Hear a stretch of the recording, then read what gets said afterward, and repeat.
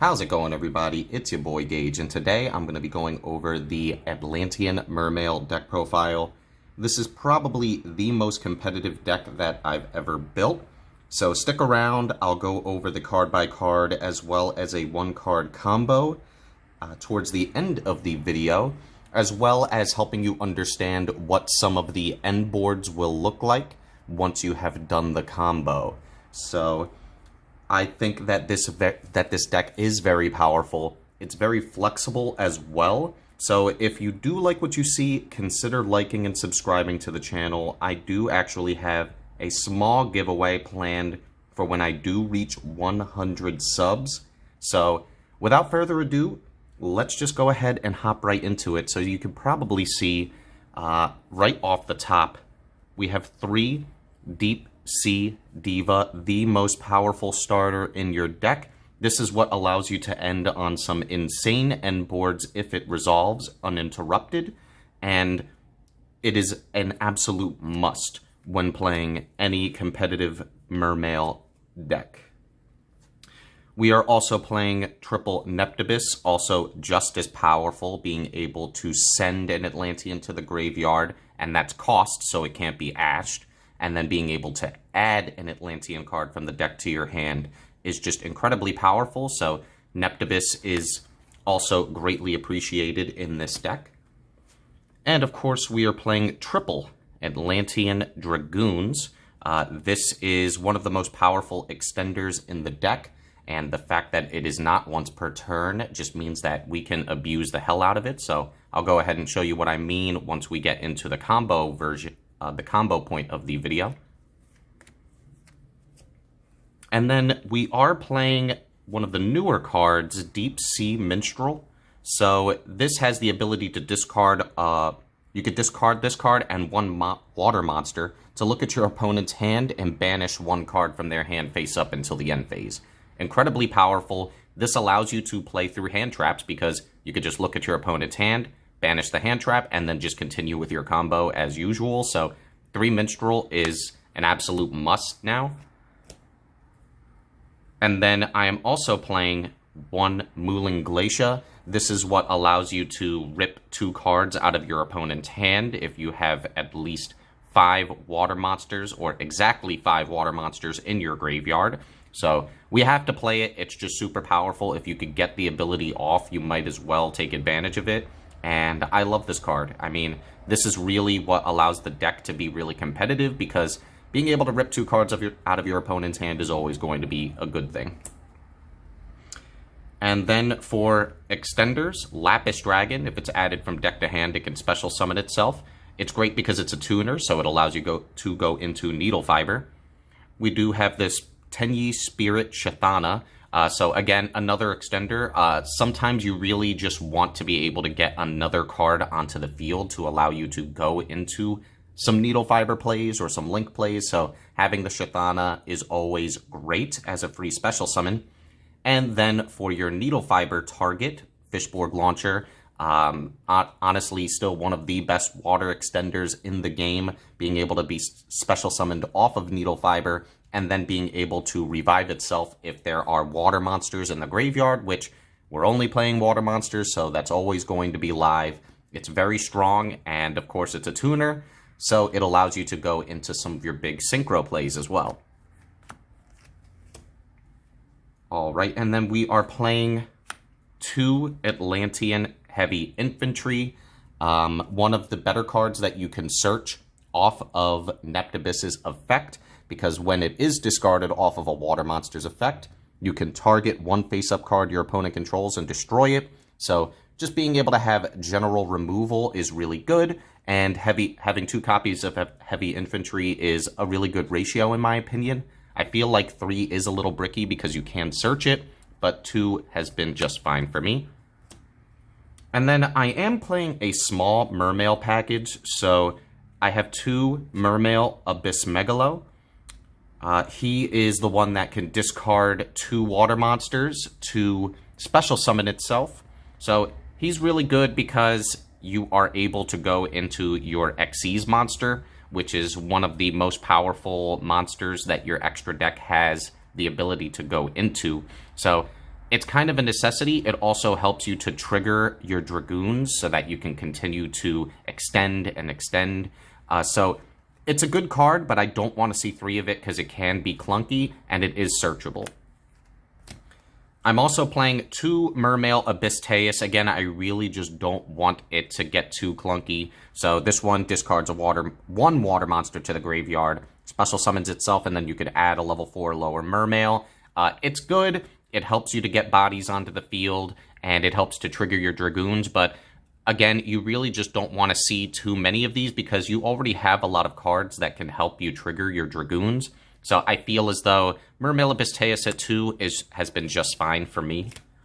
And then 1 Pike, 1 Gund.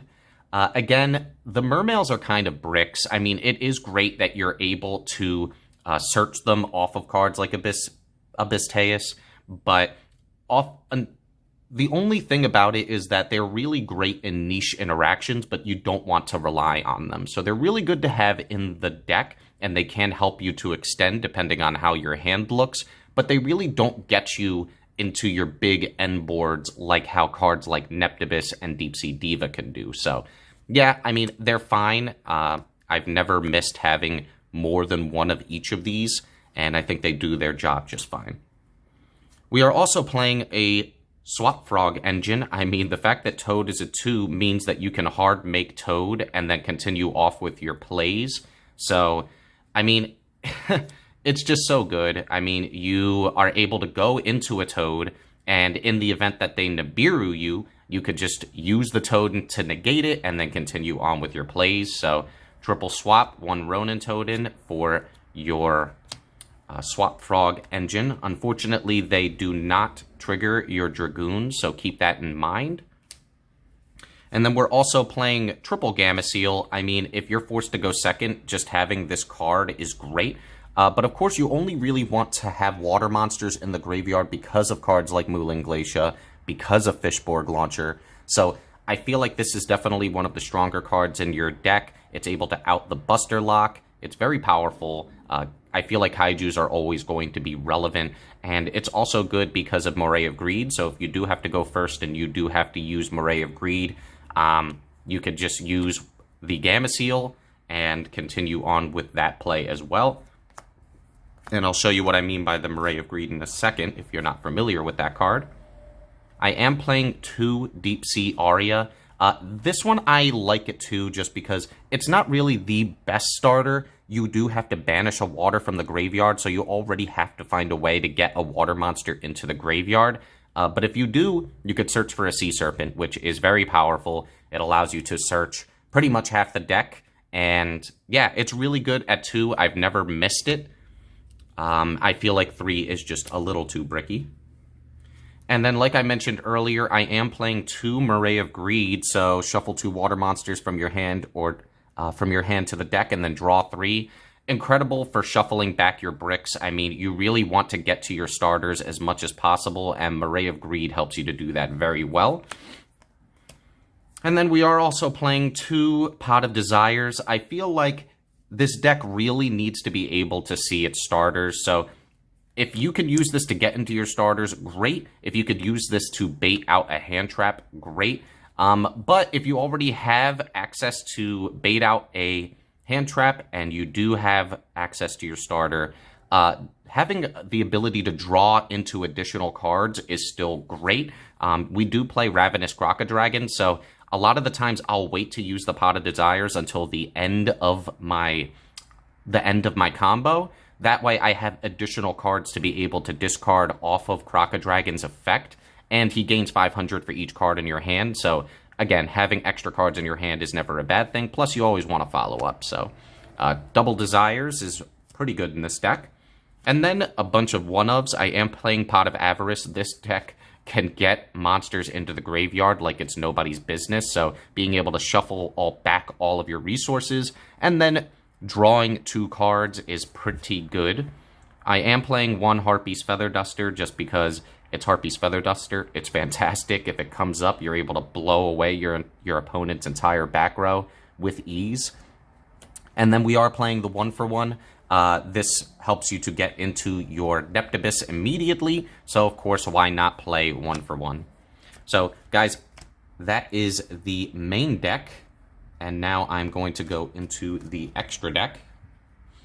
So I am playing the 1 Appaloosa Bow of the Goddess. Again, I mean, this deck is able to get monsters onto the field pretty reliably, so Appaloosa is really good at being generic monster negation, so it's always great to have an Appaloosa in the extra deck.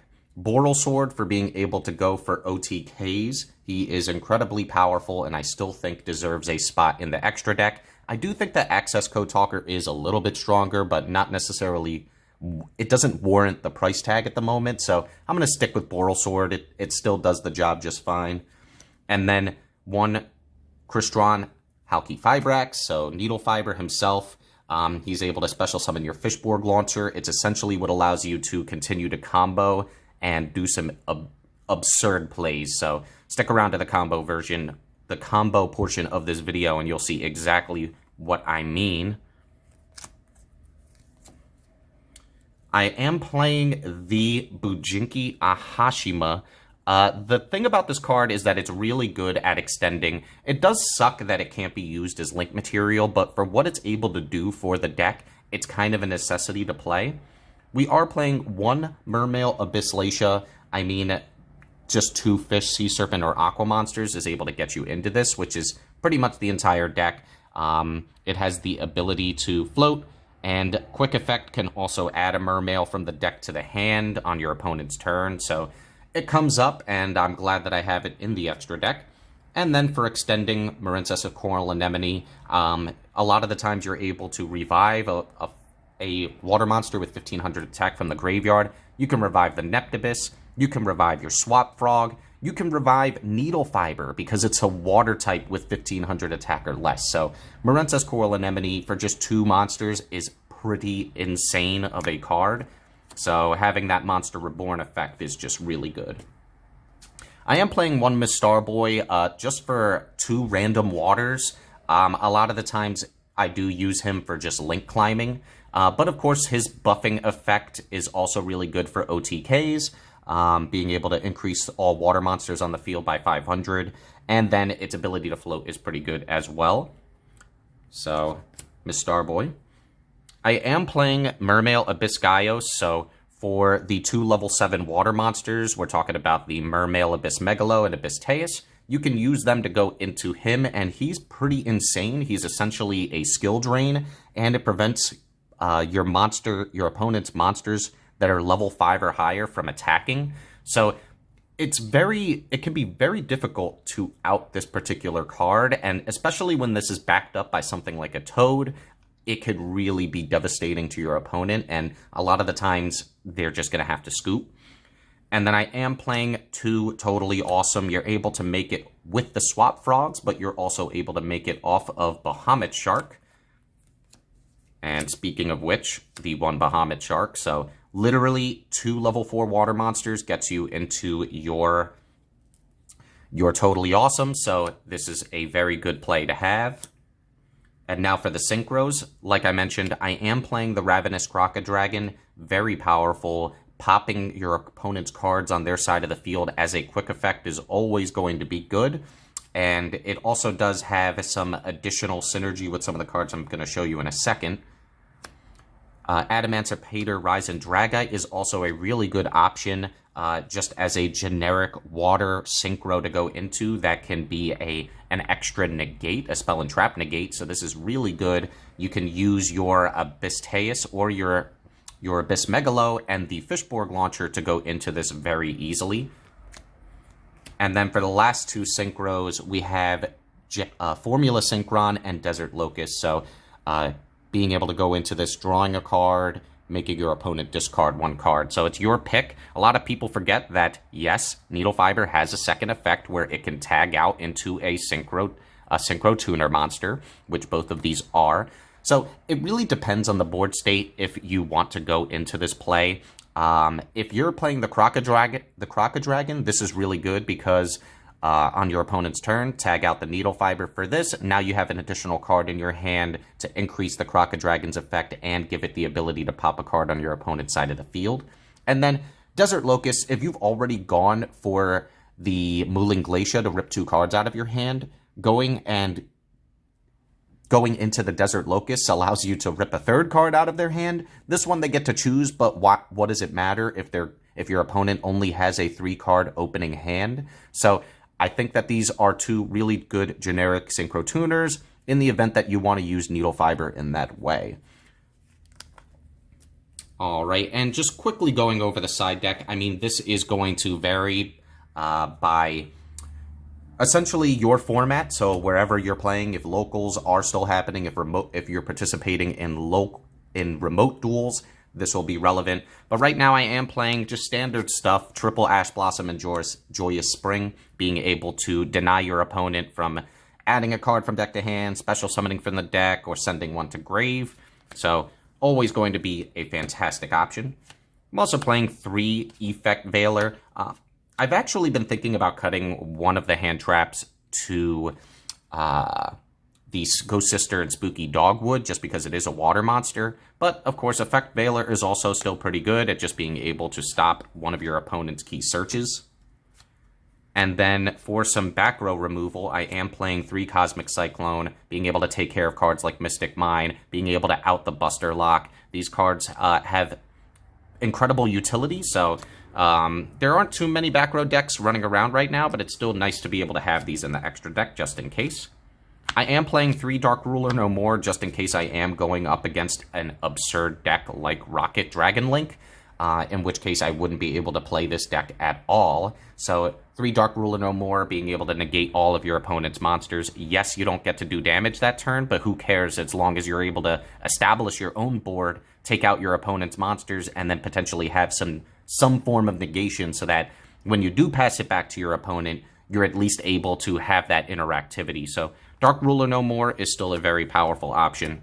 And then lastly, triple Forbidden Chalice, just for any cards that, if you're going up against, say, anything that has a really crazy monster effect, being able to have access to Forbidden Chalice is really nice for that additional form of non-monster negation. And the fact that it's a quick play means that even if you are forced to go first, you could set it, and now you have an additional form of negation on your opponent's turn. So I'm going to go ahead and just pause the video, go straight into the combo section. So I'll go ahead and see you there. Hi everyone, welcome to the combo section of the video. I'm just going to be going over some really standard stuff. So usually if you know that you're going to go uninterrupted, this is the play that I go for, and it's very powerful. So without further ado, I'm just going to hop right into it. I'm going to normal summon the Diva, which will give you the ability to special summon a Neptibus from the deck.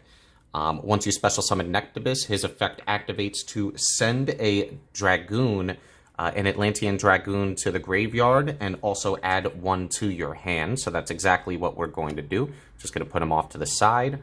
All right, so you're going to send the Dragoons. The Dragoons in the grave is going to trigger, which is going to add the Lapis Dragon from the deck to your hand because it is a Sea Serpent. When it is added to your hand, it special summons itself, so we're going to go ahead and special summon it now. And then you're going to use the Diva and the Lapis Dragon to go into your Crystron Hauki Fibrax. So your Needle Fiber play. Immediately, Crystron Needle Fiber is going to activate his effect to special summon a level 1 tuner from the deck, in this case being Fishborg Launcher. Then what you're going to do is you're going to use the Neptibus and the Fishborg Launcher to go into your Bujinki Ahashima. His effect will trigger, which allows you to special summon 2 monsters with the same level from your graveyard and 1 from your hand. So you're going to special summon the Dragoons from the graveyard, and then you're also going to special summon the Dragoons that you added to your hand, and then immediately Xyz summon once they are brought to the field. So we're going to go ahead and do that to summon your Bahamut Shark. So I'll actually special summon the shark over here. Now what you're going to do is you're going to go ahead and detach one of the Dragoons, and then you will have the ability to special summon your Toad. And then because the Dragoons was sent to the graveyard to activate a water monster's effect, your Dragoons will activate again, allowing you to search for a Sea Serpent. So in this case, you can search for Abyss Megalo, depending on what your hand looks like. But I'm going to go ahead and just add the Heavy Infantry. It's always a good card to have in your hand just in case. Actually, at this point in the video, you should have 5 monsters and 5 waters in your grave. So I'm actually going to go ahead and forego that to add the Mooling Glacier from the deck to your hand. And because you have 5 waters in the grave, you could go ahead and special summon the Mooling Glacier to rip 2 cards out of your opponent's hand. Alright, so from this point on, there are many things that you can do. You can bring back the Fishborg Launcher from your graveyard and use the Mooling Glacier and Fishborg Launcher to go into your Ravenous Crocodile. For this particular play, I'm just going to go ahead and use the Needle Fiber, the Bahamut Shark, and the Mooling Glacier to go into an Apollousa Bow of the Goddess. So having 3 monster negates as well as an Omni negate is pretty good.